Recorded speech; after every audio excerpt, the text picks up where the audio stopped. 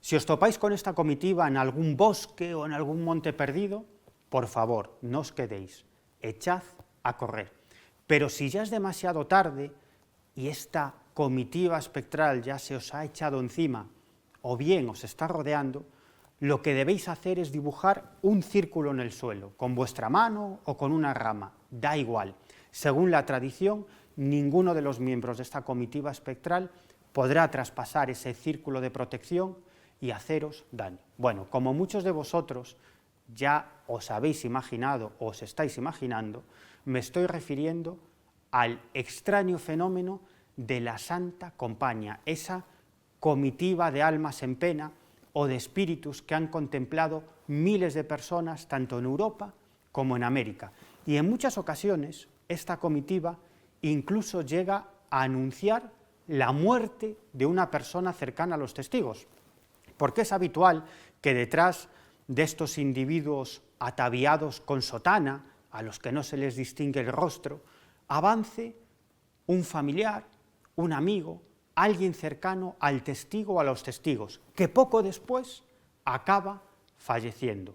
Y por favor, si os topáis con este fenómeno, no se os ocurra tocar a la Santa Compaña, porque entonces es muy probable que el próximo miembro de esa comitiva seáis precisamente vosotros. Como os decía, son miles y miles los testimonios de individuos en Europa y en América que han tenido la oportunidad de avistar, incluso muy cerca, este fenómeno. Hoy en Universo Misterio contaremos con testimonios absolutamente de excepción que yo creo, estoy convencido, que no os vais a poder encontrar en ningún otro sitio. En primer lugar, nos acompañará José Rolando.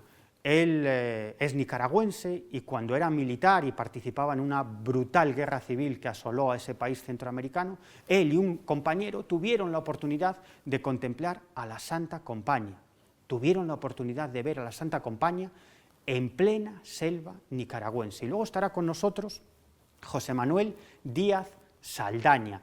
Él y otras 7 personas se encontraron con la Santa Compaña en un pequeño pueblo de Huelva, a pleno día y a menos de 10 metros de su posición.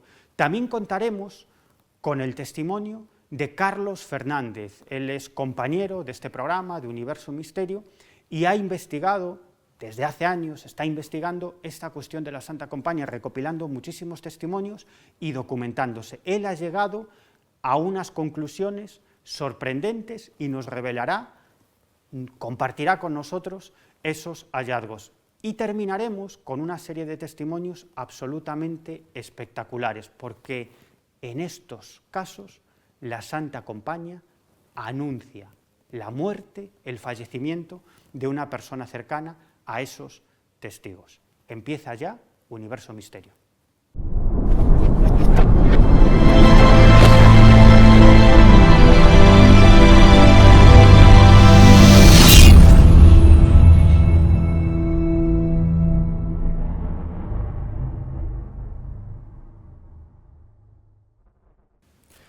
Lo comentábamos en la introducción, son muchísimos los testigos de la Santa Compaña, de esa procesión de almas en pena que en muchas ocasiones incluso anticipan la muerte de un vivo. Aquí hay un elemento extraño porque desde el punto de vista de la antropología es simplemente un mito, una leyenda. Los antropólogos han estudiado el mito de la Santa Compaña y saben perfectamente dónde surge y cómo va mutando hasta dar lugar a la creencia actual. Sin embargo, es una creencia, un mito que se presenta ante las personas, ante los testigos. Muchos de ellos ni siquiera son creyentes, son agnósticos, es decir, que no saben si hay vida o no hay vida después de la muerte, no se lo plantean, y otros incluso son ateos. Y muchos de estos protagonistas de visiones de la Santa Compaña ni siquiera son, como seguramente muchos de nuestros telespectadores se pueden pensar, personas del ámbito rural y de cierta edad, sino que son jóvenes del ámbito urbano y con ninguna vinculación con el tema de la religión. Pero como os decía anteriormente, desde el punto de vista antropológico es un mito. Sin embargo, en estos últimos años he podido recoger muchísimos casos de personas que se han topado con este fenómeno, y también he podido entrevistar a muchos antropólogos. Y algunos de ellos, off the record, cuando ya había apagado la grabadora, me decían lo siguiente, que ellos estaban convencidos de que no se trataba de un mito, de que existe un estímulo real, algo que se presenta ante los testigos, porque no es normal que diferentes personas que no se conocen entre sí y que no saben nada de esa leyenda de la Santa Compañía, cuenten exactamente las mismas sensaciones, el mismo modo de aparecer y desmaterializarse delante de ellos.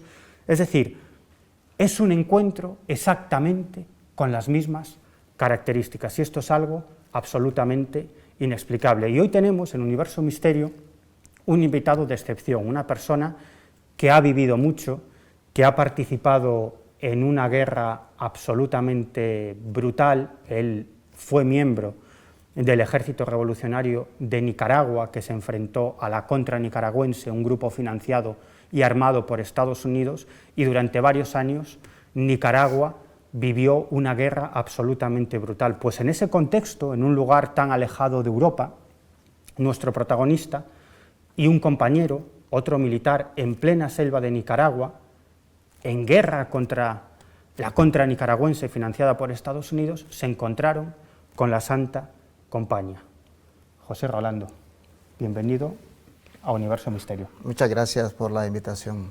Bueno, tú has escrito un libro, tú y una periodista, una escritora llamada Florentina Radu, se llama Los Supervivientes, un libro que recomendamos desde Universo Misterio, porque aquí, José, aquí narras tus experiencias, primero en la guerrilla, sí, la guerrilla del Frente Sandinista de Liberación Nacional, y luego cuando la guerrilla obtiene el poder, ingresas en el ejército.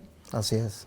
Y a partir de ahí, unos años después, es cuando Estados Unidos financia a la Contra, grupos de exmilitares y soldados de fortuna, y se inicia una guerra absolutamente brutal. Es en ese contexto, como decíamos, cuando tú ves a la Santa Compañía.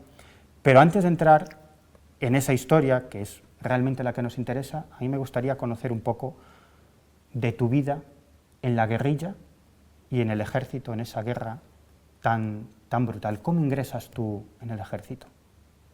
Bueno, al ejército regular, pues ingreso después de que se dio el triunfo de... Cuando la guerrilla triunfa, o sea, la revolución, pues ya llego a formar parte del ejército, como muchos jóvenes lo hicimos en esa época. Pero tú antes vives una experiencia brutal, porque a eso de los 15 o los 16 años, claro, el ejército de Anastasio Somoza, del dictador al que se enfrentaba la guerrilla, el Frente Sandinista de Liberación Nacional, te secuestra, como a muchos otros jóvenes. ¿Para qué? Para ser carne de cañón delante de la guerrilla. Así es. Sí, antes del triunfo de la revolución, el ejército, la policía militar de Somoza, que era muy represiva, claro, era una dictadura, se dio a la tarea de andar haciendo limpieza. Allá le llamaban Operación Limpieza, que andaban de casa en casa recogiendo a todos los jóvenes en esa época. Se decía que era prohibido ser joven en esa época, porque se llevaban a todos los jóvenes ya a partir de cierta edad, 15, 16, 17 años, se los llevaban forzados a la fuerza, obligados, y los utilizaban, como tú lo has dicho, de carne cañón. Los ponían en primera línea para atacar a la guerrilla, y ellos se ponían atrás de todos los chicos ahí, obligándolos a disparar hacia las guerrillas, y el que no disparaba pues era fusilado por el ejército de Somoza. Y ahí también tú viviste unas experiencias terribles, porque incluso se eliminaban, os mataban los propios mandos militares por cualquier cosa. Claro, sí, lo hacían como deporte, por divertirse, porque nosotros estuvimos en un cuartel, era un colegio, antes era un colegio de monjas, y ellos lo convirtieron en cuartel. Entonces ahí nos tenían a todos los jóvenes que nos habían capturado, y el jefe de ese cuartel, de ese comando, que era un militar que se había preparado en los Estados Unidos, pues tenía mucha experiencia en defensa personal. Entonces él practicaba su defensa personal matando a los chicos inocentes, experimento que hacía él. Madre mía. ¿Y, Sí. ¿y cuánto tiempo estuviste ahí? Ahí estuvimos, bueno, estuvimos un par de meses, 2, 3 meses más o menos, hasta que se dio el triunfo de la guerrilla. Y os liberaron. Y nos liberaron, claro. Esa fue la salvación, porque la guerrilla sabía que los que estábamos allí éramos obligados, y la mayoría éramos jóvenes, jóvenes todos, no había 20 años, no teníamos en esa época. Y entonces ellos no atacaban porque sabían que a nosotros nos ponían de carne de cañón. Pero no sé qué pasó una vez, alguna información, cayeron por la noche, hicieron el asalto, se tomaron el cuartel y nos liberaron, que ya se fue cuando se dio el triunfo de la revolución. Y es a partir de ese momento cuando tú comienzas a colaborar con la guerrilla. Con la guerrilla, claro. Yo y muchos compañeros más, muchos jóvenes. Algunos pues se fueron para su casa, otros queríamos irnos a la guerrilla porque era arriesgado y peligroso regresar a casa. O sea, no era seguro. ¿De qué años estamos hablando? Estamos hablando del 79, 78, finales del 78, principios del 79. Y cuando triunfa la revolución, finalmente el Frente Sandinista de Liberación Nacional le gana la guerra al ejército de Somoza, ocurre algo muy curioso que me comentaste en su momento, una de las veces que te entrevisté, y es que ves aparecer al líder del Frente Sandinista de Liberación Nacional, a Daniel Ortega, nada más y nada menos que en tu casa. ¿Por qué? Cuéntame esto. Bueno, sí, porque nosotros desconocíamos que mi padre era miembro activo de la guerrilla, bueno, activo cooperante, le llamaban allá, cooperante, y pues nosotros no sabíamos, claro, estábamos muy jovencitos y no sabíamos las andanzas de él. Nosotros mirábamos que salía, desaparecía y regresaba a cierto tiempo. Pero eso lo hacía porque tenía una buena cobertura. ¿Qué era tu padre? Era sanador, curandero. Era curandero, sí, utilizaba el método pues, de curandero para irse a la montaña a buscar raíces, plantas y cosas así, y a la vez servía de correo, le llamaban allá, correo, enlace con la guerrilla. Eso nadie lo sabía, ni nosotros. Hasta que una vez pues nos quedamos todos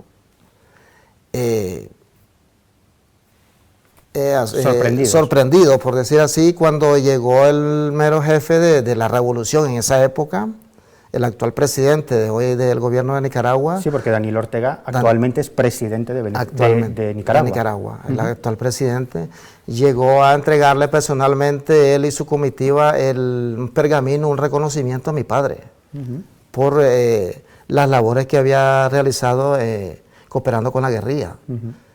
Y todos nos quedamos sorprendidos en casa e incluso en el barrio de donde vivo yo, porque nadie sabía de eso, nadie sabía, nadie se había enterado. Y fue cuando le entregaron una carta de reconocimiento y la militancia del partido.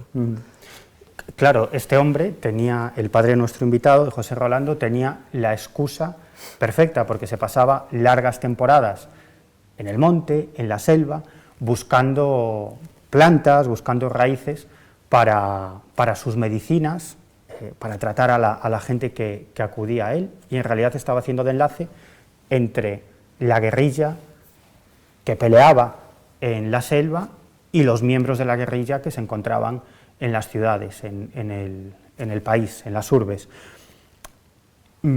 A partir de ahí, José, tú entras en el ejército, ¿no? Tú entras en el ejército revolucionario, el ejército sandinista, porque la guerrilla obtiene el poder, claro. Y tú ingresas en el ejército, ¿no? Y quizás los primeros tiempos fueron un poco más tranquilos, pero llega un momento en el que comienzan a aparecer un grupo de personas, antiguos miembros del ejército de Somoza y también soldados de fortuna, soldados profesionales, que estaban financiados y entrenados por Estados Unidos para derrocar al Frente Sandinista de Liberación Nacional del poder, y se inicia una guerra absolutamente brutal que tú vives durante varios años. ¿Cuántos años estuviste combatiendo? Bueno, yo estuve 8 años. 8 años. 8 años, pero la guerra duró 11 años. 11 años duró la guerra. Sí, después del triunfo de la revolución, yo me ingresé al ejército. ya el ejército regular, que en esa época pues se llamaba el Ejército Popular Sandinista. Sí, era en esos momentos, al principio era calmada la cosa, después se fueron dando focos de resistencia, pero ya en la zona rural, la zona norte del país, la colinda con Honduras, pues la Guardia Nacional, que era el ejército de Somoza, se había replegado hacia Honduras, ya cuando el ejército sandinista lo echó, la guerrilla. Y en Honduras se replegaron y ahí se reconcentraron, y fue cuando el gobierno de los Estados Unidos ahí los abastecía y los entrenaban, para que entraran a Nicaragua a hostigar, a hacer atentados, a hostigar, a hacer la guerra. Que fue una guerra civil que duró 11 años. Y fue brutal. Brutal. Fue brutal porque se dio, bueno, lo que sufrían en la zona rural eran los campesinos más que todo. Porque ellos sacrificaban campesinos, torturaban, secuestraban, se llevaban a las mujeres y en fin, hacían el mismo modo operando. En el campo se llevaban a los campesinos obligados a la fuerza. Buscaban a los más jóvenes y se los llevaban con ellos, obligándolos a combatir contra la fuerza sandinista. Y el que no quería, no aceptaba, le pegaban un tiro. Lo eliminaban. Lo eliminaban. Sí, hubieron momentos que nosotros llegamos a varias zonas rurales ahí, donde habían solo mujeres. ¿Por qué? Pues las mujeres nos contaban que había pasado la contra y se había llevado a todos los hombres. Y si no se iban, pues le pegaban un tiro, los eliminaban. Y ahí tú viviste experiencias muy, muy dramáticas de combates casi o prácticamente cuerpo a cuerpo. Muchos amigos tuyos que también pertenecían al ejército y que combatían contigo acabaron falleciendo en combate a tu lado. ¿Cómo recuerdas esa época? ¿Cómo eran esos combates? Sí, muy sangriento, ellos eran muy sanguinarios. Sí, primero empezaron a reagruparse con armas de cacería, por decir así. Luego, cuando ya fueron reabastecidos por el ejército, por el gobierno de los Estados Unidos, pues ya se fueron armando más, modernizándose. Entonces, pues hacían emboscada, o nos hacían emboscada, o le hacíamos emboscada. Prácticamente se prepararon o los prepararon para matar. Sin asco de matar, ya sean civiles o militares, porque cuando capturaban a uno vivo, pues no te eliminaban de inmediatamente, sino que lo hacían sufrir a uno o a cualquier soldado que capturaban hasta que muriera de dolor. Es decir, que vosotros me contaste en una ocasión que siempre teníais una bala en la recámara para suicidaros antes de que os capturara la contra. Mejor suicidarse que caer en manos de la contra, ¿no? Claro, eran órdenes de los mandos superiores que nos inculcaban eso, porque la verdad que caer en manos de ellos era mejor morir, porque al caer prisionero no te eliminaban de una vez, lo iban eliminando poco a poco a uno, con el tiempo, o sea, torturando. Entonces pues nos recomendaban que nos dejáramos una bala para no caer vivos en manos de ellos, que muchos compañeros cayeron vivos en manos de ellos y lógico, no regresaron, no aparecieron. Los torturaban, los destrozaban, los despedazaban y o sea, era terrible caer en manos de esa gente vivo. Entonces era mejor pegarse un tiro y así no sufría mucho. Claro, claro. Y nuestro invitado, como decíamos antes, junto a Florentina Radú, escribió este libro, Los supervivientes, donde cuenta muchas de estas experiencias. Y entre todas ellas, la que nos interesa, por la temática de este programa, de Universo Misterio, es el encuentro de nuestro invitado de hoy, de José Rolando, y un compañero con la Santa Compañía, nada más y nada menos que en plena selva nicaragüense, es decir, muy alejados del contexto europeo o el contexto del norte de Europa o del noroeste peninsular, donde se dan habitualmente los encuentros con esta procesión de ánimas, esta procesión de almas que es la Santa Compañía. Cuéntanos, José, ¿cómo ocurrió esto? ¿Cómo protagonizaste junto a un compañero esta visión de la Santa Compañía, que por cierto tú no sabías que era eso, te enteraste tiempo después? Después, sí. Sí, eso sucedió ya cuando éramos militares y anduvimos en las selvas de Nicaragua, en la zona norte, que es la zona más selvática. Pues en ese momento nos encontrábamos en un campamento de campaña, campamento militar, al pie de un cerro. Y el jefe nos manda a traer agua al río, a 2 compañeros, bueno, a mí y a otro compañero. Recogemos unas cuantas cantimploras para ir a recoger agua, y mientras el resto descansaban o preparaban lo que era lo que íbamos a comer. Y nos fuimos al río a coger agua. Y en lo que estamos llenando las cantimploras, pues miramos un reflejo de luz en el agua. Un reflejo de luz que pensábamos que era la luz de la luna. Pero no había luna, estaba todo oscuro. Oscuro, oscuro, no había luna. Y nos extrañamos que al reflejar esa luz en el agua pensábamos que algo está sucediendo, pero no es la luna. Y entonces cuando miramos de pronto una luz que venía sobre el camino, o sea, un reflejo de luz, nosotros inmediatamente nos escondemos pensando que es el enemigo. Ya. Lo que nos extrañó es que el enemigo nunca camina sobre los caminos, ni el enemigo ni nosotros. Y entonces, para no ser visibles, claro. Exacto. Entre la maleza, para emboscaros unos a otros. Correcto. Ya, porque al caminar sobre el camino, pues es carne cañón prácticamente. Y entonces vemos un reflejo de luz, una luz que se viene acercando. Aún no vemos qué es, pero se viene acercando una luz. Y cuando ya vemos, nosotros, claro, nos escondemos bien para que no nos vean, porque no se sabe quién es.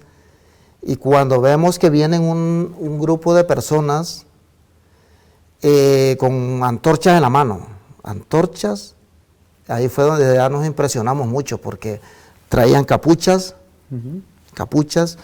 unas batas largas como de monje, como los monjes, y con una antorcha cada uno en la mano.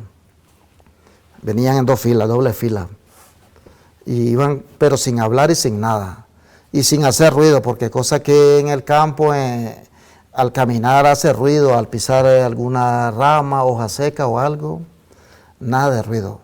Nosotros lo detectamos por la luz que reflejaba, pero no se oían pasos, no se oía ruido, y entonces iban pasando.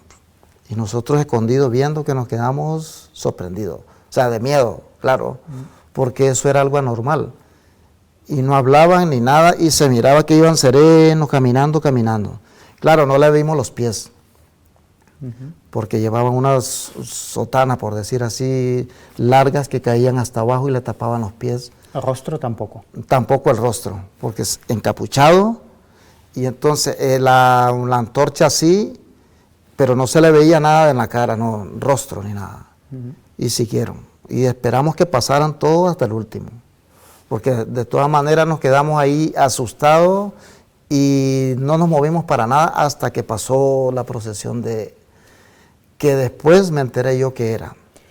Y eran 2 filas, ¿no? 2 filas. 2 filas que avanzaban en paralelo. En paralelo, claro. A la misma distancia unos de otros. A la misma distancia, como en una orden, ordenado como militarmente.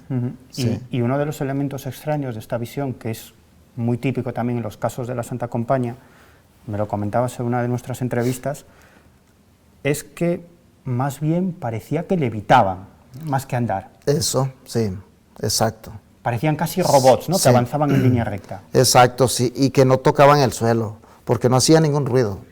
No hacían ruido ni nada, o sea, de pasos y cosas así, nada. Entonces, como no se le veían los pies, se miraba como que iban hacia ras del suelo, como un robot, como levitando. Es decir, porque uno si va caminando, sobre todo por el campo, por la selva, pues claro, se va moviendo de un lado a otro, es decir, realiza cierto movimiento de oscilación y, por supuesto, en el silencio de la noche se escucha todo ruido, cualquier ruido. Las pisadas. Por muy pequeño que sea el ruido, muy agudo, se escucha por la noche. Y el silencio era absoluto. Absoluto. Absoluto, y no había movimiento como cuando uno va caminando, que el cuerpo pues iba así como robot. O sea, como flotando en el aire, claro, sin moverse. Sí. ¿Y cuando desaparecen, qué hacéis? Nada, esperamos que pase toda la columna, las 2 filas, y no nos movimos porque sinceramente nos dio miedo, porque miramos que no era la contrarrevolución, que no eran gentes nuestras, y era algo anormal. Y nos quedamos ahí hasta que pasó el último. y nos regresamos al campamento. Nosotros comentamos al jefe y a los compañeros ahí. Sí, mandaron a ver qué era, una patrulla, pero ya no había nada, ya había desaparecido la cosa esa, la aparición esa que habíamos visto nosotros. Además, era una visión que no tenía demasiado sentido, porque por allí no había monjes, ni siquiera sacerdotes. Me comentabas que había simplemente una iglesia pequeña en un pueblo, pero estabais en una zona de guerra. Una zona de guerra, claro. Que no tenía ningún sentido eso. No había ningún monasterio, nada de eso, porque para ver algún monasterio, pues quizás, pero no. Había una iglesia, como en todo pueblito, una iglesia, y eran pueblos pequeñitos con una iglesia semipequeña, y no era para que hubieran tantos monjes, digamos. ¿Y tú no sabías lo que habías visto? ¿No lo identificabas con absolutamente nada? Nada. Te enteras muchos años después, cuando ya estás en España viviendo y una amiga te comenta, le dices lo que te ha pasado, le cuentas esta visión, esta anécdota, que para ti supuso más que una anécdota, y esa persona, esa amiga, te dice, oye, tú lo que has visto es la Santa Compañía, y tú le dices, ¿la Santa qué? Es decir, que tú te enteras en España que has visto a la Santa Compañía. Sí, claro, porque para nosotros eran unos fantasmas, allá, fantasmas, porque no hablaban nada. Entonces, ya estando aquí en España, años después, en la misma revista, Año Cero, en la misma revista Año Cero, ella, Florentina, la adquiere cada mes. Es habitual. Es habitual, sí. Y entonces, hojeando la revista, había un artículo con fotos de la Santa Compañía. Y fue cuando le dije, yo esta cosa yo la he visto en Nicaragua. Y me dice, ¿cómo? ¿Se le interesó el tema? ¿Cómo? Ya le conté cómo la había visto, igual a como lo estoy contando aquí. Y me dice, ella me dijo que se llamaba la Santa Compañía. Es decir, que es Florentina Radú, la autora del libro. La autora del libro, sí. Quien te dice, oye, tú lo que has visto es la Santa Compañía, te enseña un ejemplar de Año Cero donde hay un reportaje sobre el asunto, exacto, con un dibujo, una ilustración, sí. Y tú dices, esto es muy parecido a lo que yo he visto en plena selva nicaragüense. Perfecto. Sí, y fue cuando ella me explica lo que es. Ya cuando yo le dije que había visto, pues tomó interés y me empezó a explicar. Me empezó a explicar y me dijo, yo recuerdo que me dijo, es lógico y es normal porque había guerra en Nicaragua y ellos van a por las almas, dice. Van recogiendo las almas de las personas y claro, era un escenario de guerra entonces en esa época. Con muchos muertos. Con muchos muertos, claro. Entonces cuando me dice que era lógico porque iban recogiendo almas, pues yo lo tomé normal porque, o sea, lógico. Porque sí era un escenario de guerra con muchos muertos. Claro. Entonces sí se encargaban de recoger las almas. Claro. Sí. Fijaros que esta cuestión de esa procesión de almas que va también recogiendo a los espíritus de los fallecidos para llevárselos al otro lado, tiene mucho que ver con el origen del mito de la Santa Compañía. Lo apuntábamos anteriormente, los antropólogos saben perfectamente dónde se origina el mito y cómo va mutando hasta llegar a la actualidad. Todo esto parte de hace más de 2000 años, cuando los pueblos nórdicos, los pueblos del norte de Europa, combatían con sus enemigos y era el dios Wotan el encargado de trasladar las almas de todos los caídos en combate al cielo de los países nórdicos, al paraíso de los países nórdicos, según sus creencias. Y precisamente ese mito o esa leyenda del dios Wotan recopilando o recogiendo a todas esas almas es de donde parte esta leyenda entre comillas, de la Santa Compañía, porque muchos siglos después, cuando entra el cristianismo en Europa y llega a estos puntos, a estas zonas del norte de Europa, decide cristianizar todas estas creencias. ¿Y cómo hace la Iglesia para cristianizar todas esas creencias paganas? Pues las transforma y se las apropia. Por lo tanto, como era el dios Wotan, un dios pagano, el encargado de llevarse a las almas de los fallecidos, lo que hizo fue convertir a Wotan nada más y nada menos que en el demonio, en el mismísimo Satán. Y de ahí parte esa tradición de la Santa Compañía. Era Satán llevándose a las almas de los pecadores nada más y nada menos que al infierno. Pero aproximadamente en el siglo XIII aparece el concepto del purgatorio, es decir, un punto intermedio entre el cielo y el infierno, donde iban las almas pecadoras, pero no demasiado, a pasar un tiempo para regenerarse y llegar al cielo. Y son muchos los testigos que se encuentran exactamente con esto, es decir, una serie de espíritus, de almas, que van caminando muy cerca de donde vivieron para despedirse de sus vecinos, de sus amigos, de sus familiares, para posteriormente acabar en el purgatorio. Y a partir de ahí es muy fácil seguir la mutación de este mito, de esta leyenda de la Santa Compañía, que, como digo, desde el punto de vista antropológico es un mito, pero un mito que se hace real y que han visto, ven y seguirán viendo muchísimas personas. Y los antropólogos que han hecho investigación de campo sobre esta cuestión están convencidos, muchos de ellos, de que hay un estímulo externo al ser humano. José, pero aparte de esto, aparte de esta experiencia tan extraña, este encuentro con la Santa Compañía, viviste otra experiencia también muy curiosa, cuando tenías una misión muy importante junto a otros compañeros, y era proteger un puente. ¿Por qué era tan importante este puente? Sí, eso fue ya en la ciudad. Era importante proteger el puente porque al otro lado del puente estaban las bodegas del ejército, de donde se abastecían las tropas del ejército, y al romper ese puente, pues el ejército quedaba desabastecido. O sea, que era un puente muy importante. Muy importante. Porque era el punto de conexión entre el ejército y donde estaban las bodegas de abastecimiento, es decir, donde estaban las armas, los uniformes, la comida. La comida. Todo esto. Sí, era un puente, un lugar muy estratégico, claro, y había que darle prioridad a cuidar al puente. Sí. ¿Y qué te pasó allí? Ahí estuvimos dándole seguridad a todo ese puente, bueno, al puente y al cuartel general ese de las bodegas centrales del ejército. Y por la noche, cuando íbamos con otro compañero a hacer la ronda, llevándole comida y café a los compañeros,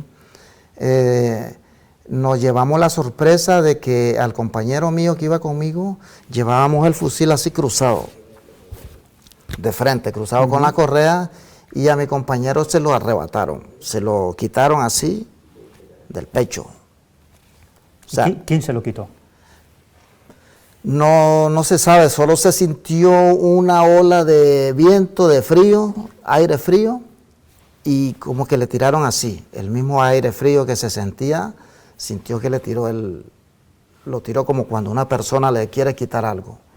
Y le cortó, se le rompió la correa, cosa que una correa esa no se rompe fácil. Y se le cayó el fusil al suelo. Es decir, que una especie de fuerza invisible intentó arrebatarle el fusil. El fusil, sí.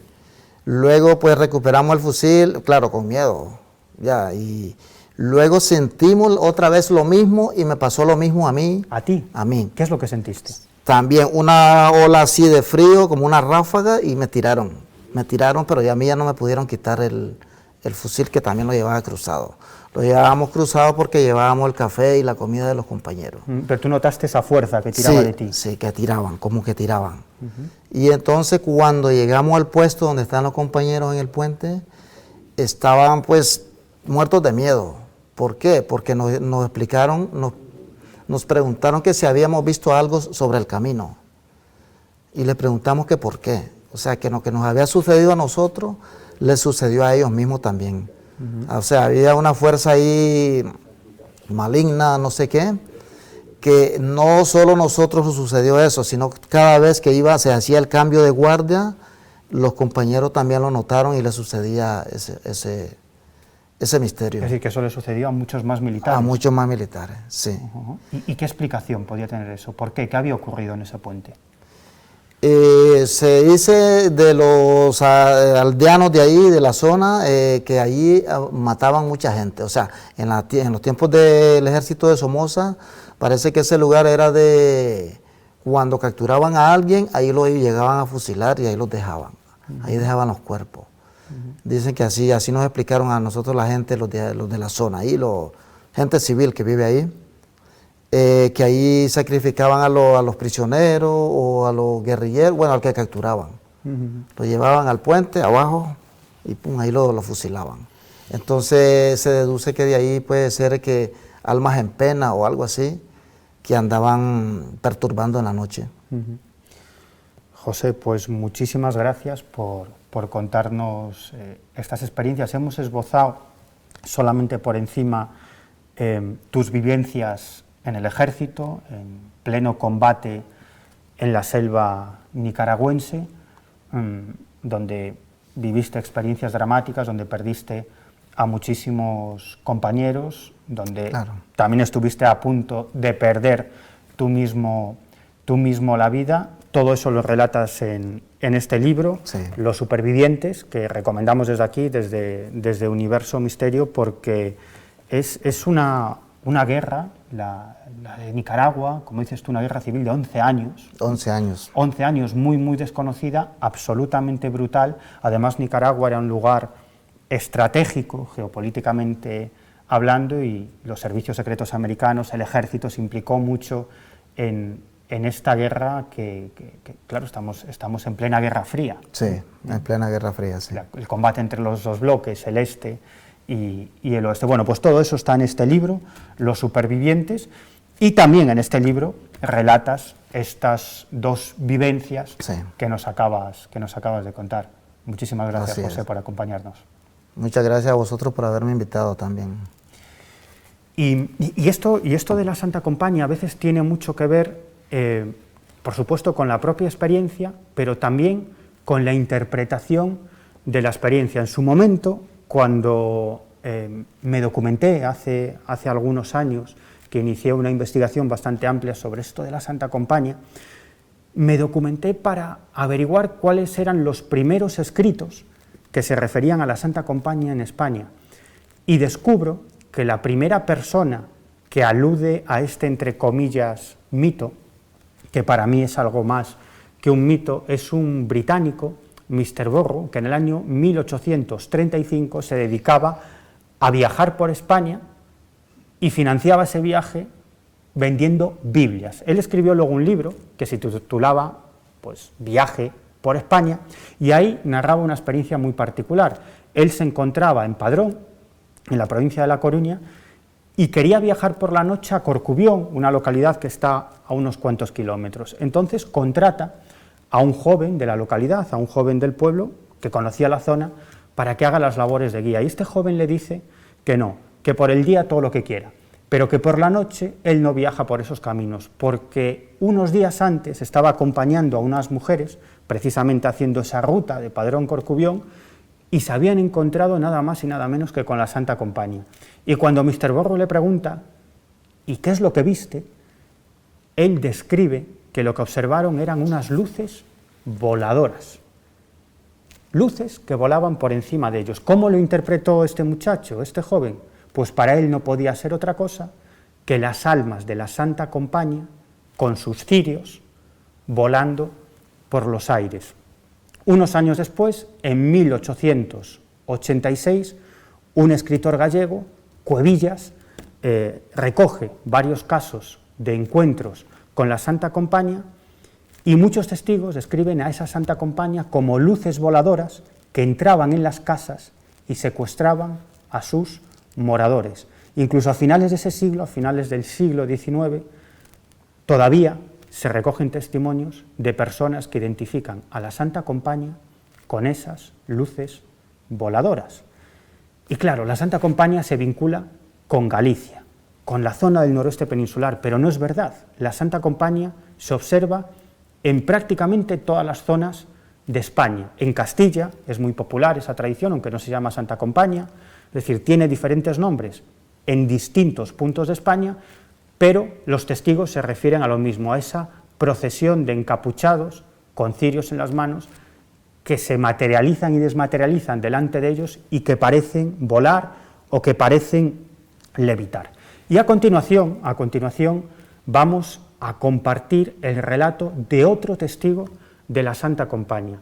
En esta ocasión, no en el norte de España, sino en el sur, en Huelva. Él fue uno de los 8 testigos que se encontraron a pleno día, con esa procesión de almas en pena, que llegaron a estar muy cerca de ellos, muy cerca de los testigos, y se volatilizaron a pocos metros de ellos.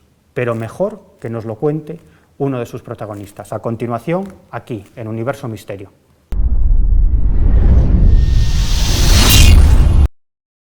En Universo Misterio nos encantan las nuevas tecnologías y las redes sociales, pero también los libros, tocar el papel. Y hoy me gustaría presentaros 2 obras en las que os encontraréis casos muy parecidos a los que vamos a relatar en el programa de Universo Misterio de hoy. Uno de estos libros se titula Más allá de lo sobrenatural. El autor es Marcelino Requejo, uno de los mejores investigadores de este mundo de lo extraño y de las anomalías.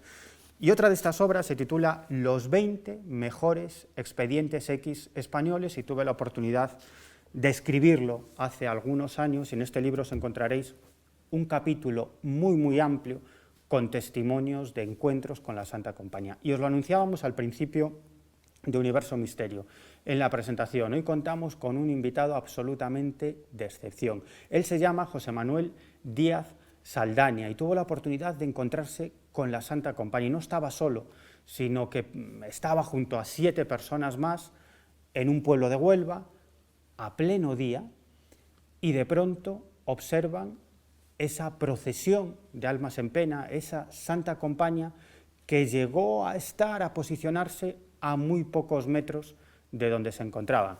José Manuel, ¿cómo estás?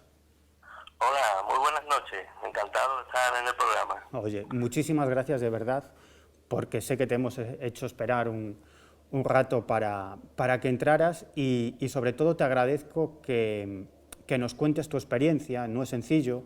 He tenido la oportunidad de hablar con muchas personas, de entrevistar a muchos individuos que vieron este fenómeno, el fenómeno de la Santa Compañía, y la gente suele ser reticente a contarlo. Por eso, de verdad que te lo agradezco. Y como siempre, en toda historia, conviene empezar por el principio. ¿Dónde ocurrió esto y cuándo, José Manuel? Pues mira, te cuento. Esto pasó un 22 de julio de 2017. Fue el año pasado, en verano, en pleno verano.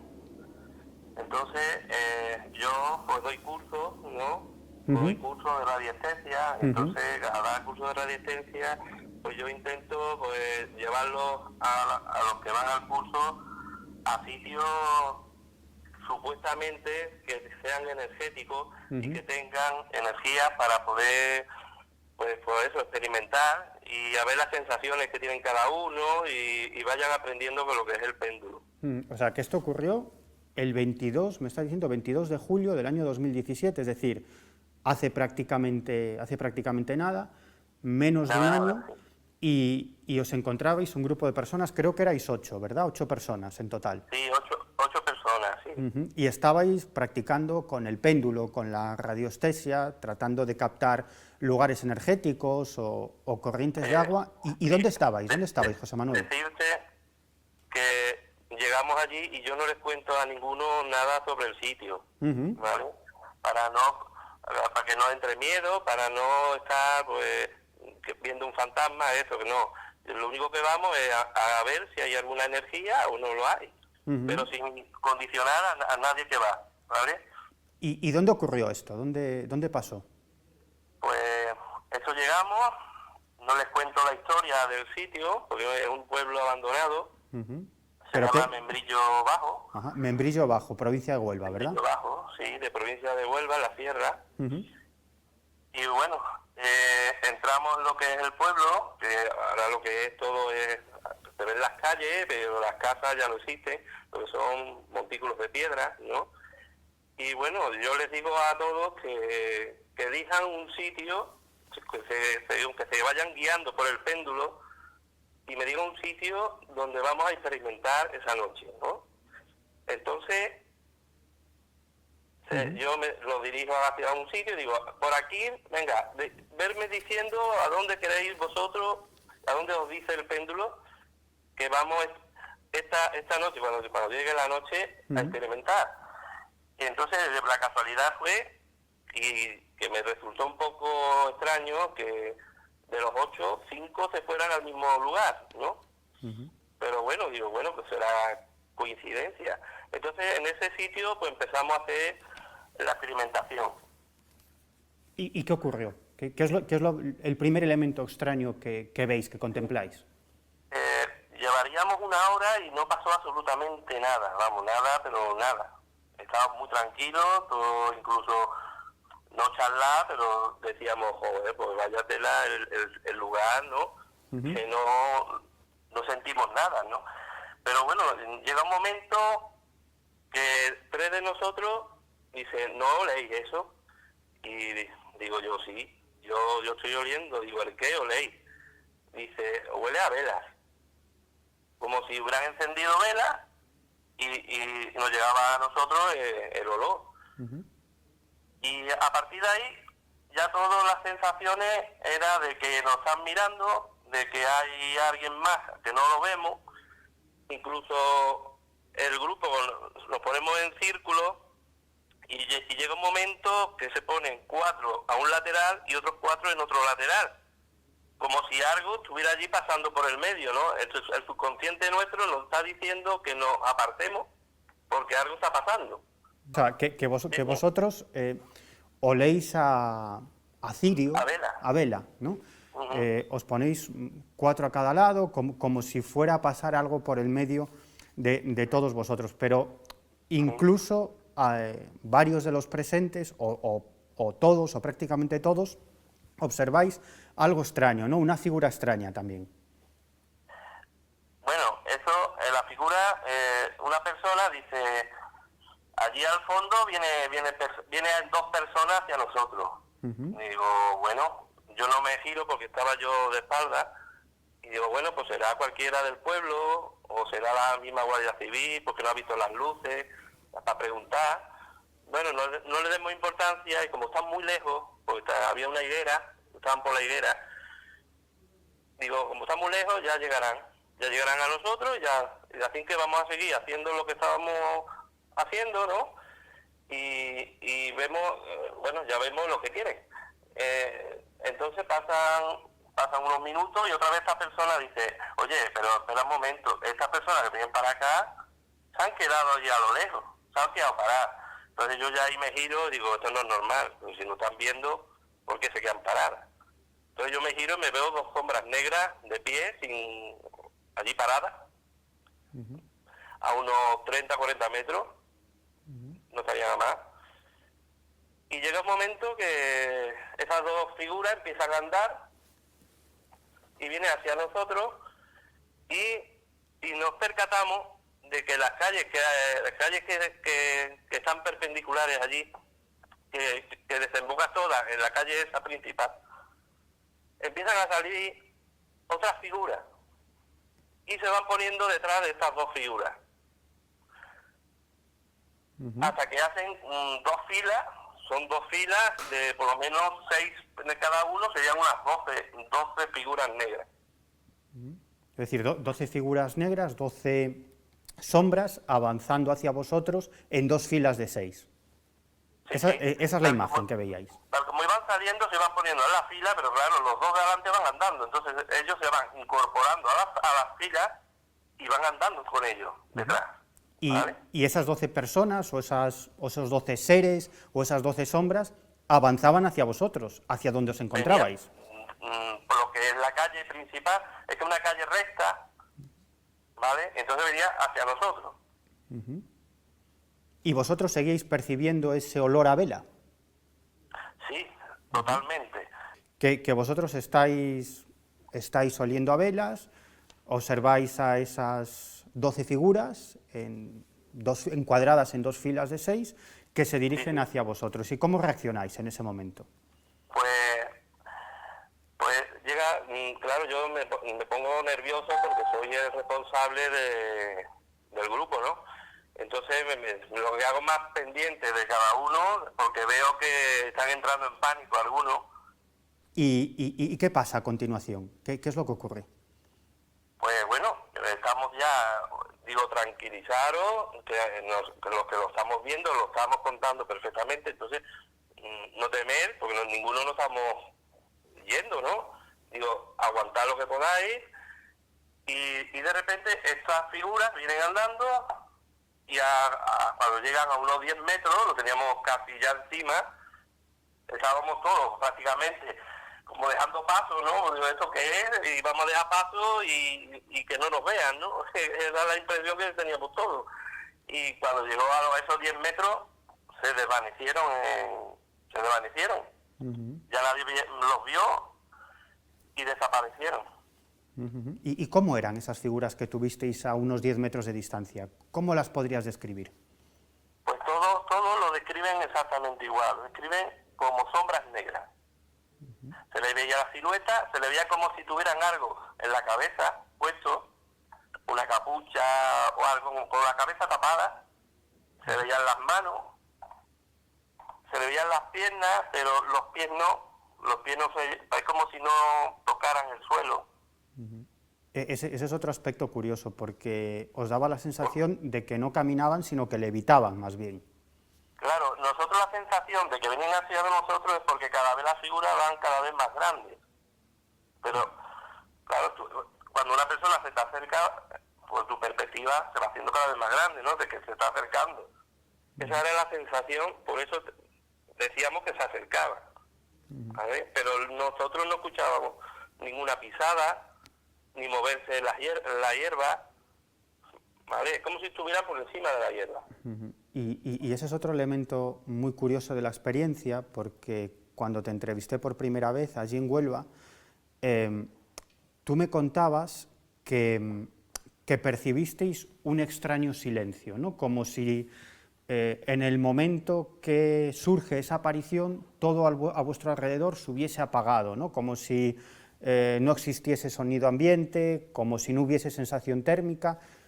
Explícame esa extraña sensación. Como si estuviéramos metidos en una bola hermética, ¿no? Y no podemos escuchar lo que hay en el exterior. Esa era la sensación. Como si estuvierais en una especie de campana de aislamiento, ¿no? Quizás algo así. Sí, exactamente. Y cuando las figuras desaparecen, es cuando vuelve otra vez la realidad, ¿no? El sonido ambiente, el aire, la sensación térmica. Es en ese momento, ¿no? Cuando desaparecen. Primero nos quedamos todos mirándonos, ¿no? Reaccionándonos. Joder, lo que hemos visto, ¿no? Pero ya sí, ya empezamos como a percibir ya el ambiente, ¿no? Ya se notaba la brisa, ya se notaba también a los animales, ¿no? Los insectos, pues moviéndose a nuestro alrededor, ¿vale? Lo que antes no.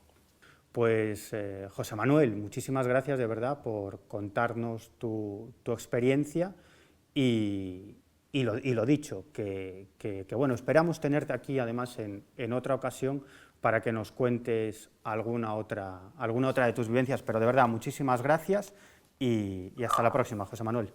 A vosotros. Yo creo que también es más fácil contarlo cuando hay varias personas que lo dicen. Claro. ¿no?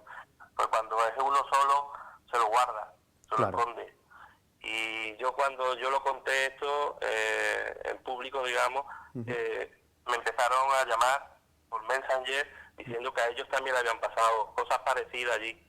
Sí, esto es muy curioso porque tú publicaste esa experiencia en tus redes sociales y comenzaron a llegarte respuestas y comunicaciones de personas que también habían observado este fenómeno. Lo dicho, José Manuel, que te tendremos en otro programa para que nos hables de la radiestesia, esa práctica, ese arte que tanto te interesa y en el que tienes también vivencias muy, muy interesantes. Pero de verdad, muchísimas gracias por contarnos esta historia de la Santa Compañía. Hasta la próxima, José Manuel. Gracias. Hasta luego. Y nosotros regresamos ahora con más testimonios en exclusiva, más testigos de la Santa Compañía, pero antes de eso mantendremos una conversación con uno de los miembros de este equipo, con Carlos Fernández, que ha estudiado infinidad de casos de este tipo, de apariciones de la Compañía, y ha llegado a unas conclusiones y a unos descubrimientos muy interesantes. Aquí, en Universo Misterio, en nada.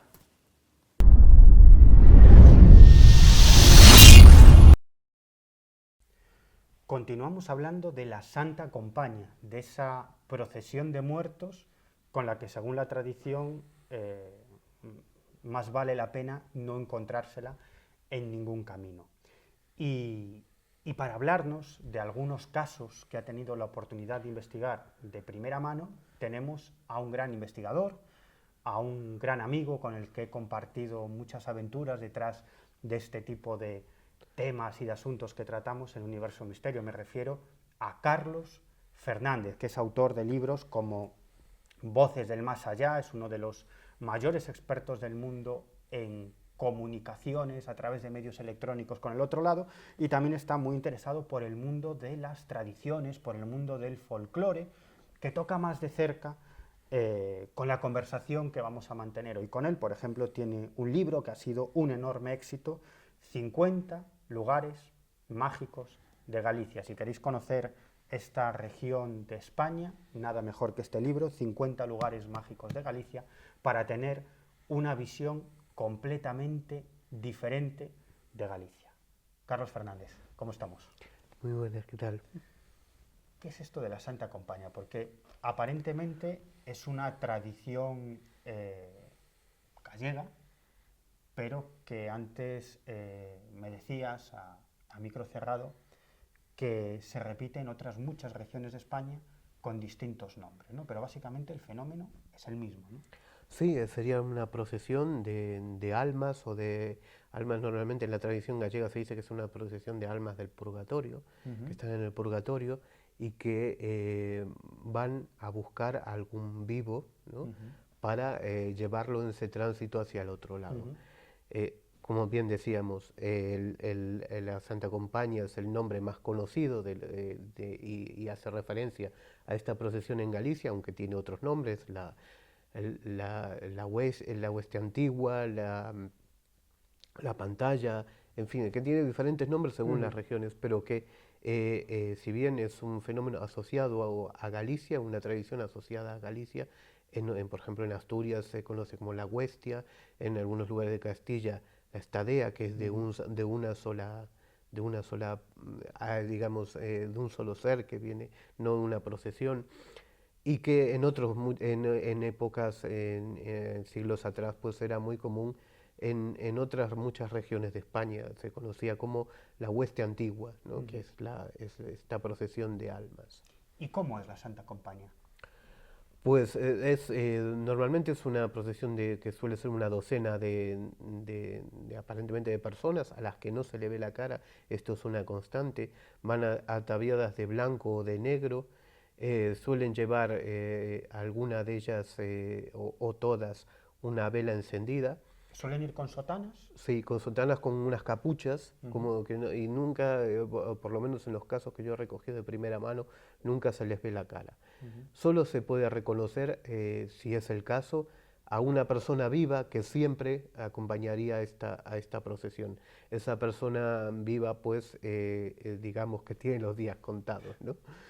Porque va camino de formar parte de la compañía indefinidamente. Es decir, es una premonición de la muerte de esa persona que todavía en ese momento está viva. Sí, sí. Quizá el caso, la situación más fascinante de este fenómeno es cuando hay una premonición de muerte, ¿no?, asociada a esto, que es como marca la tradición que debe ser la Santa Compaña.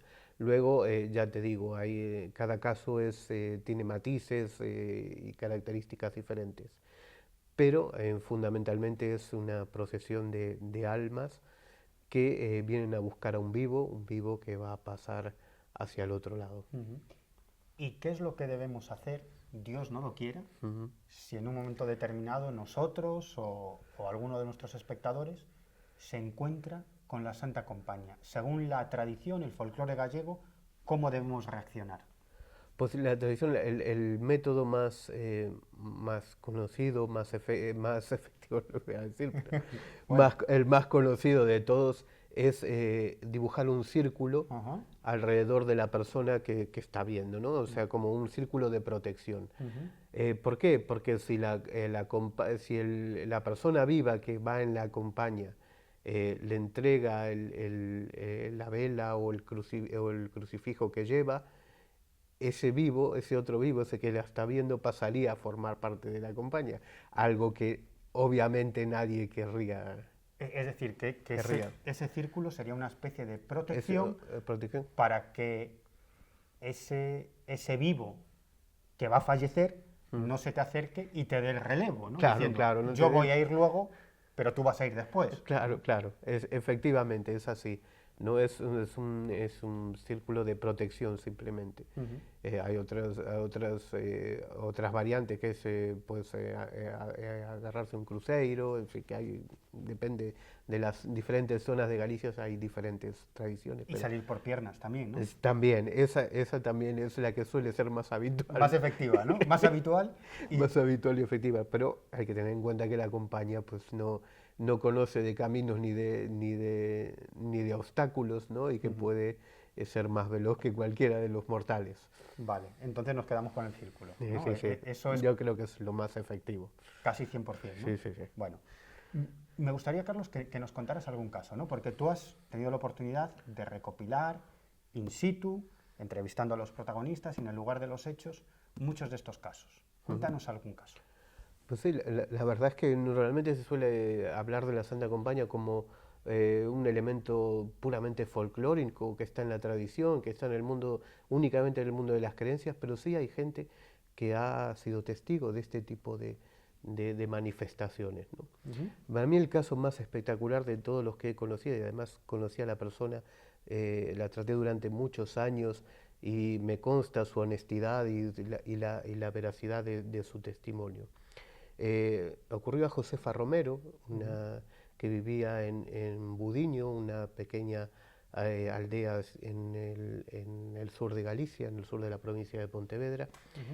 Y esto ocurrió sobre los años 50, cuando ella tendría unos 9 años, iba con su madre por un camino oscuro, y tanto ella como su madre sintieron mucho ruido de pasos. Su madre sabía lo que era eso, intuyó que era la compañía y apartó a la niña del camino para dejar pasar esta comitiva.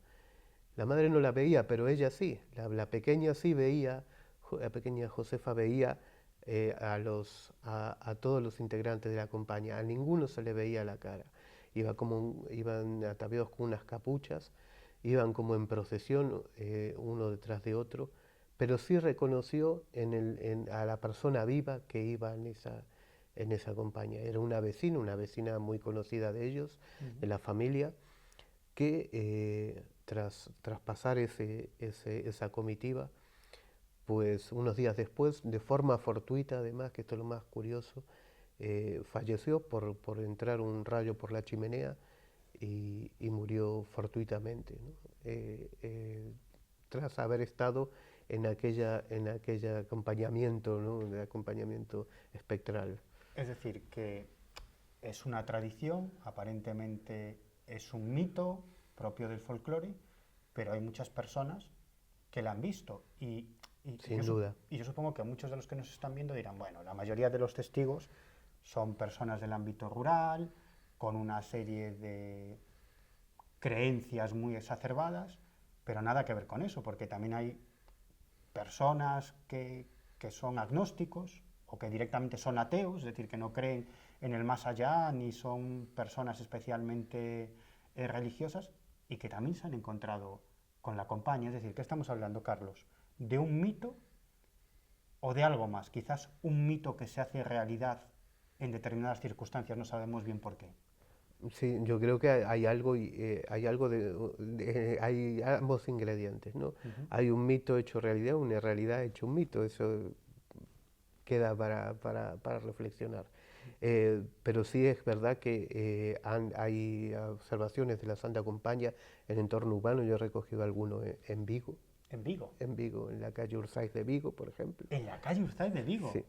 De noche, Cuéntame. donde han observado una comitiva, pues sin más detalles, una comitiva fúnebre subiendo, digamos, de ahí hablamos de subir y bajar porque las calles son con una fuerte pendiente, subiendo, digamos, en dirección desde el mar hacia digamos, lo que es el centro de Vigo, a través de la calle Ursáiz, de esta comitiva en un momento en que no pasaban coches y en una época en la que la iluminación no es como hoy en día, ¿no? O sea, había mucho menos iluminación pública de noche, ¿no? Para terminar, Carlos, cuéntanos algún otro caso que hayas recopilado. Pues bien, este caso también es un caso en el que está la Santa Compañía con esa premonición de muerte, aunque pues no se identificó, digamos, a la persona. Pues la protagonista era Teresa, también en un pueblo del sur de la provincia de Pontevedra, muy cercano a Portugal, en Tabagón, donde la protagonista salió de su casa de noche, sobre la medianoche, con un deseo muy, muy fuerte de salir afuera. No sabía muy bien por qué, pero sintió la necesidad de salir. Y por uno de los caminos del pueblo, pues vio pasar esta comitiva. Eran, otra vez se repetía el hecho de los monjes, como si fueran monjes encapuchados, donde no se le veía la cara. Cada uno de ellos, todos en fila, llevaba una vela encendida, y una cosa curiosa que se suele repetir también en muchísimos casos es que no se le veían los pies, es como si flotaran, si fueran flotando. Una vez que pasó la comitiva por delante de ella, la comitiva espectral de la compañía, pues dice que oyó las campanas que es habitual, es tradición, o era tradición en esos pueblos, hacer repicar las campanas cuando fallecía una persona. Había un repicar especial, ¿no?, para cuando era una persona fallecida, y las campanas sonaron poco después de que pasara la compañía. Bueno, Carlos, muchísimas gracias por contarnos todos estos casos y tu punto de vista sobre esta tradición, y te deseo lo mismo que espero que tú a mí, que jamás nos encontremos en esa situación, ¿no? Que jamás nos encontremos con la Santa Compañía, sí, ¿no? sí, y si nos encontramos, por lo menos con las garantías. Yo siempre digo que si me encuentro algún día de esto, me gustaría tener la cámara de fotos. Eso sin duda. Porque si no, nadie me creería. Y nos la traes aquí, Sí, por nos supuesto. traes aquí la filmación. Por supuesto. Muchas gracias, Carlos. Hasta la próxima.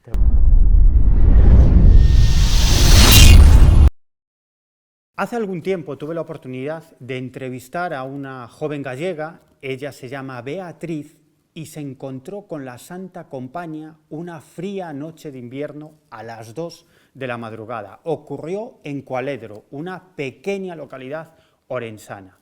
Así nos lo contaba Beatriz. Era un día por la noche, yo iba en el coche de camino para casa y bueno, desvié de la carretera principal pues para orinar, y entonces me metí hacia una pista y paré muy cerquita de la iluminación de un pueblo, y había un camino que se metía hacia arriba, hacia el monte, y me pareció buen sitio para parar allí.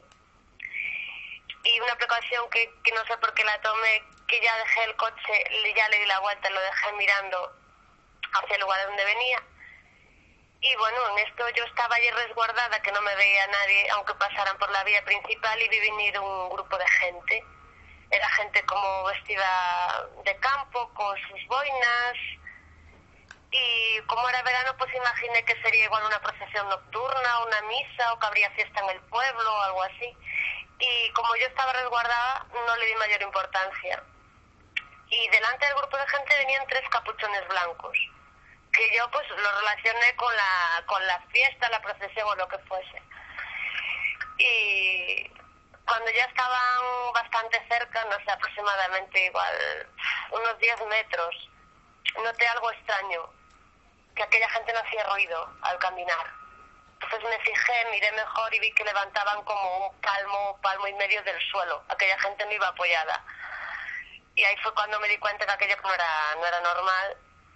Y bueno, salí corriendo hacia el coche, no miré hacia atrás, y lo que sentí fue pánico. El pánico de quedarme bloqueada y no ser capaz ni de abrir la puerta ni nada. Pero bueno, arranqué, no miré ni por los retrovisores.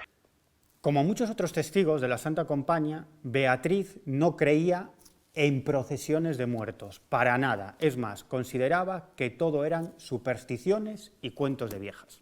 Para mí no es algo que luego indagué un poco más, y para mí no es algo que no tenía sentido, almas en pena y un vivo delante, no sé, yo lo que indagué es que para mí no tenía sentido y sigue sin tener mucho, pero el hecho está ahí y algo hay. Nuestra informante asegura que delante de esa comitiva espectral iban 3 tipos, 3 personas, 3 entidades encapuchadas y detrás 20 personas y todos ellos levitaban. La imagen que me quedó fue esos 3 encapuchados delante y un grupo, pero igual de unas 20 personas, por lo menos detrás. Se les veía perfectamente, eran nítidos de todo, no veías pasar nada a través de ellos ni nada. Yo solamente, para mí era gente normal hasta el momento que dije, tanta gente no se oye caminar y están tan cerca. Y ahí fue cuando miré mejor y vi que no se apoyaban en el suelo para caminar. El siguiente testimonio lo obtuvo nuestro compañero Carlos Fernández, a quien hemos entrevistado hace un rato. La protagonista, Josefa Romero, murió hace algún tiempo y ella, cuando era niña, caminaba por un monte en las cercanías de Porriño, provincia de Pontevedra, caminaba junto a su madre, cuando de pronto ambas se encontraron con una extraña visión.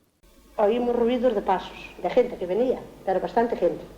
Mi madre se asustó, pero yo, como era pequeña, pues no me dio miedo ninguno. Al ir acompañada con una persona mayor, siempre sabes que vas como protegido. Y entonces mi madre se paró, encontró miedo. Y yo le dije, vamos, mamá, ¿qué tienes? Dice, calla. Y entonces esas personas de cada vez venían andando más, venían todas de negro, pero no se le veía la cara. A esas personas venían andando, solo se veían los pasos y venían andando, que era gente, ¿eh? Atrás de esas personas venía una señora, que era de aquí de cerca, que yo la conocía. Y mi madre también, pero mi madre no logró verla. Ella solo se asustó y decía que no veía nada. Dice, pero usted no ve a esa señora, no la conoce, mamá. Y me decía mi madre, no, calla. Mi madre estaba asustada, pero muchísimo. Pasó, aquella señora, pasaban antes las otras personas que iban. Ella pasó detrás, pasó aquello, de día un rato. Nosotros, con el miedo que mi madre cogió, dimos vuelta para casa. En aquel momento nos fuimos. Después pasó, dimos para casa. No sé si fuimos después a junta de ese vecino, si no... Me parece que fuimos después más tarde, pero no... Pasó aquello. Yo le dije, mira que eres esa persona. Y mi madre, ¿pero cómo iba a ser? Y yo, pues sí, que yo la conocí por la forma de andar, por la ropa que llevaba vestida. Era una señora viuda, estaba de luto. Y a los 3 días, esa señora murió de una chispa. Efectivamente, pocos días después, esa vecina a la que vieron avanzando detrás de esa procesión de encapuchados, murió como consecuencia de un rayo. Le cayó un rayo encima, una chispa, como decía Josefa Romero. ¿Qué es la Santa Compaña? Nadie lo sabe. Un mito, una realidad, quizás un mito que se hace realidad en determinadas circunstancias o ante determinadas personas, no lo sabemos. Es cierto que no tenemos conocimiento de casos en los que la Santa Compaña haya aparecido en el interior de domicilios particulares, pero por si acaso, yo os recomendaría que esta noche no salierais de la cama, nada de ir al pasillo y nada de ir al baño, os aguantáis hasta la mañana siguiente. Por supuesto, esto es una broma. Bueno, llegamos al final del programa de Universo Misterio de hoy. Espero que os hayáis divertido, entretenido y quizás aprendido algo. Y por supuesto, como os digo siempre, os espero aquí el próximo jueves en la sintonía de Pride Channel a partir de las 11 de la noche. A todos os deseo de corazón paz y salud.